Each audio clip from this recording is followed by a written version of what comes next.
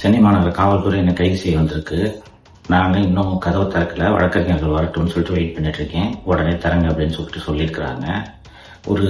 ஒரு மாசம் முன்னாடி அக்டோபர் எண்டில் ஒரு சம்மன் ஒன்று வந்துச்சு ஆதம்பாக்கம் ஸ்டேஷன்ல இருந்து, நீங்க இந்த வழக்குக்கு வாங்க அப்படின்னு சொல்லிட்டு. அது என்ன வழக்கு அப்படின்ட்டு எடுத்து பார்த்தா, ரெட் அண்ட் ஃபாலோ அப்படின்ட்டு ஒரு படத்தோட தயாரிப்பாளர் புருஷோத்தமன் என்பவர் 27/6/2025 அன்று என்னை 30/6/2025 அன்று என்னை அலுவலகத்துக்கு வந்து பார்த்து, எனக்கு வந்து நீங்க என்னை பத்தி தப்பா பேசிட்டீங்க அந்த வீடியோவை நீக்குங்க அப்படின்ட்டு சொன்னதாகவும், நானு மாலதி அலுவலகத்தில் இருந்தவங்க எல்லாரும் சேர்ந்து அவனை அடிச்சு, இன்னும் 10 லட்ச ரூபா கொடுத்தாதான் வீடியோவை நீக்குவேன் அப்படின்னு சொன்னதாகவும், அவன் கையில் வச்சிருந்த ஒரு 2 லட்ச ரூபாயை புடுங்கிக்கிட்டதாகவும் ஒரு எஃப்ஐஆர் அப்படின்ட்டு அலிகேஷன் அப்படின்றது தெரிய வந்துச்சு.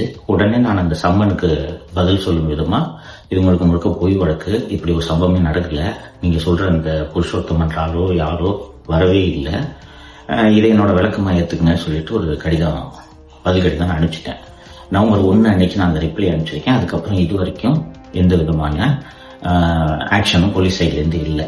நேற்று நைட்டு சென்னை மாநகர காவல்துறை ஆணையர் திரு அருண் அவர்கள் பினாமி நிறுவனத்தின் மூலம் ஏகப்பட்ட முதலீடுகளை செய்திருக்கிறார் என்ற விவரங்களை வெளியிட்டதும் விடிகாத்தால இதே வழக்கில் கைது செய்யறதுக்கு வந்திருக்கிறாங்க. வழக்கறிஞர்கள் வந்த பிறகுதான் கதவை திறக்க முடியும், வெயிட் பண்ணுங்கன்னு சொல்லியிருக்கேன். இது உங்களுக்கான அப்டேட்.